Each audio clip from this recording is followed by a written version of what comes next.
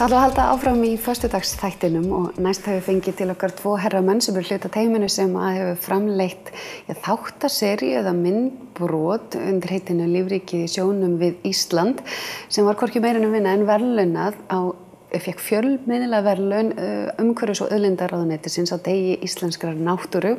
En þetta eru myndbrot sem við höfum fengið að sýna hérna á N4 enda alveg gríðarlega skotin í efninu sem einstakt og unnið af svo mikilli hugsjón og ástríðu. Kannski Erlendur, þú byrjar á því að segja mér, það var dálítið langt síðan að þú byrjaðir að hafa þessa svona hugmynd í kollinum. Já, þetta er náttúrulega langt ferli og ég búinn að kafa í ykkur 22 ára eða hvað og verið að mynda neðansjávar megnað þeim tíma. Síðan kemur svo hugmynd upp hjá mér að hafa samband við vinnslustöðin og forstjóra þar og hann svona bítur agnið og við förum í samstarfi að mynda og reyna að gera eitthvað við efni sem er safnað saman. Og það var svona byrjunin að þessu öllu. Og þú hefur eiginlega haft þennan aðgang af þessum, að því við búum náttúrulega á eyju sem er umvafin þessum sjó sem við í rauninni vitum svo lítið en er bara, og þú hefur allavega opnað augu mín fyrir þessum ævintýra heimi sem er bara þó það sé ekki nema hérna í pollinum. Þetta er allt annað, hlýtur að vera ákveðin hluti af þess að þið langi til þess að leyfa öðrum að upplifa hvað er þarna fyrir fram að nefið okkur. Það er líka hluti af þessu það að hafið við Íslandi er svo lítið kannað að þegar maður fer á stað og fer að kafa það ertu svona hálfgerður landkönnuður fara þá tilfinningu. Þannig að ennþá hérna á Íslandi hægt að fara í sjóinn og uppgöta nýja hluti og finna eitthvað nýtt. Það er nefnilega eiginlega magnað. Við erum að horfa oft upp í geiminn en kannski gleymum þessu sem er bara hérna. Já. En þú kemur síðan að verkinu í rauninni með, það er Hreiðar Þór Valdísson sem er hann dósent hjá er allan að vinna hjá sjávarútvegsdeild Háskólans á Akureyri og svo Húnfjörð sem var líka í eftirvinnslu. En segðu okkur aðeins frá því hvernig þú kemur inn í þetta verkefni. Já, ætli við Erlendur höfum ekki kynnst þegar hann var að reyna að selja Ríkisútvarpinu þessar myndir eða einhverja myndir sínar úr sjónum. Þá kom hann oft til okkar í kaffi á Rúak þegar ég vann þar og þá svona mynduðist einhver tengsl og svo var ég náttúrulega að vinna við kannski ekkert alveg óskylt efni svona bauka við svona eitthvað vísindaefni í útvarpinu þannig að þá svona kannski passaði þá ágætlega að ég kem einhvern veginn inn í þetta sem var náttúrulega mjög gaman að gera. Þannig var einmitt talað það og kannski maður tekur auðvitað bara eftir þegar maður horfir þetta er auðvitað þessar fallegu myndir en textin er líka ofboðslega lýsandi og gæðir efnið svo miklu lífi. Þið hljóta að hafa legið svolítið yfir því hvernig eigi að fræða en vera á sama tíma áhugavert og skemmtilegt til að setja tóni allt saman. Já, markmiðið er náttúrulega einmitt þetta að fræða og þetta sé svona pínu afmarkað og skýrt. Ekki kannski sigra allan heiminn í hverri mynd, heldur ná svona því sem þar er vel og fyrir alla, þannig að það er engin sérstakur markhópur, bara venjulegt fólk og flest venjulegt fólk er einmitt algjörlega ókunnugt þarna niðri.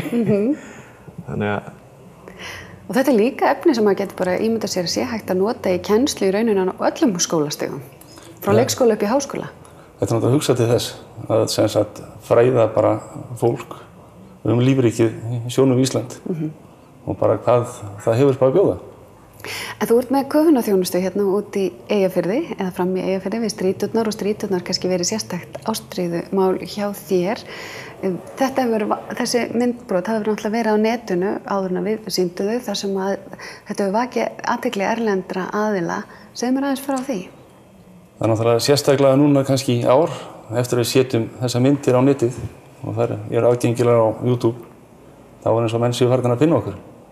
Þannig að sumar eru búin að vera með 5 verkefni fyrir utan það að menn eru farin að hafa samband og kaupa efni beint.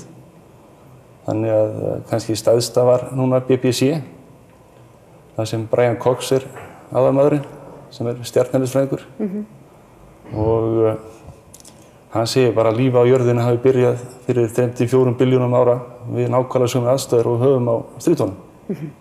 Hér í Eyjafirði? Já, og Strýturnar eiga fyrir þá eina svæði í heiminum sem finnst í dag sem kannski sambærilegt við þessar aðstæður sem voru til fyrir 3-4 billjónum ára. Og þessar strýtur fyrir þá sem ekki þekki eru neðansjávar strýtur þar sem hiti sem í rauninni... Já, það sem sagt, þetta eru strýtur á grunnsvæði, það kemur 80 gráð heitt vatn upp á þeim og eru náttúrulega bara eitt af neðansjávarmöndrum veraldar. En hvaða máli skiptir það að fá svona verðlaun eins og fjölmiðlaverðlaun umhverfis- og auðlindaráðuneytisins á degi íslenskrar náttúru? Bara svona mikið stóðstuð vel. Bara gott að þú skildi gera þetta og bara flott hjá þér, allt áfram. Nákvæmlega. Hefur það ekki virkað líka þannig? Jú. Ég veit að, og sérstaklega því við höfum nú oft spjallað saman að þú komst auðvitað ofta að lokuðum dyrum á mörgum stöðum. Sko, náttúrulega áður en við hittumst, þá var hann bara að segja að þá reyndi maður að komast í sjónvarpið og eiginlega bara fékk ekki viðbrögð, þannig að þá stýr maður sér til næsta og ætlaði að hafa samband við Stöð 2 en þú bara hirti mig. Ég komst aldrei lengra. Nei. Þannig að það sýnir bara að hitta rétt á fólkið og fara að vinna með góðu fólki þá. Þetta svo auðvelt.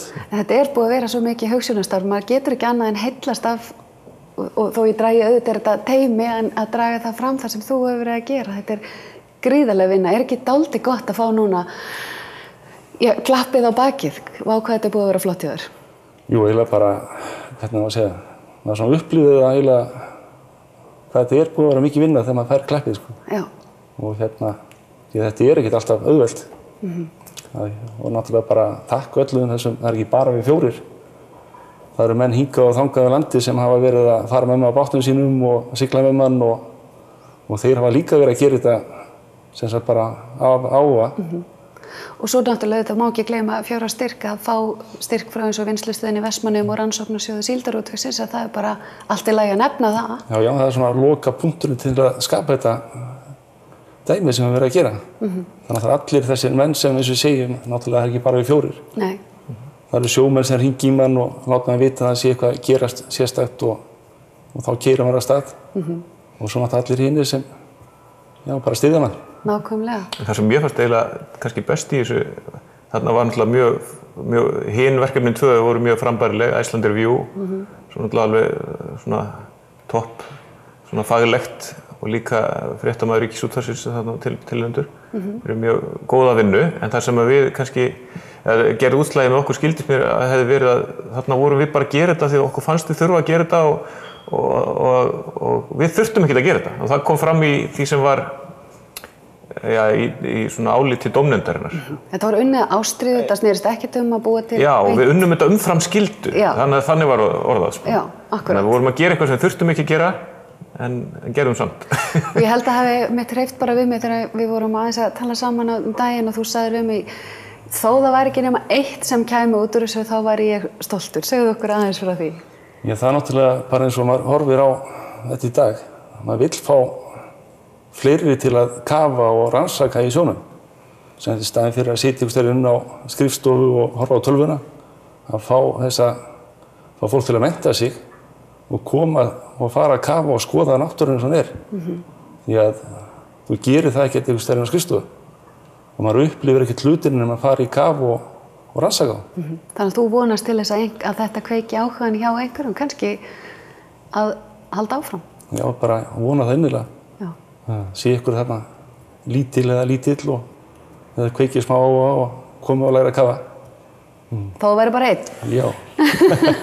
Ég sjáðu fyrir þér grasafræðinginn. Þessi staðalímyndin á grasafræðingnum er svona skriðþingkall með skegg og hann með stækkunargler, svo hann svona út í náttúruna að skoða blómin.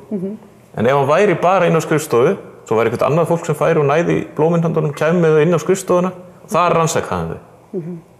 Það er svolítið svipaðar, ekki? Já.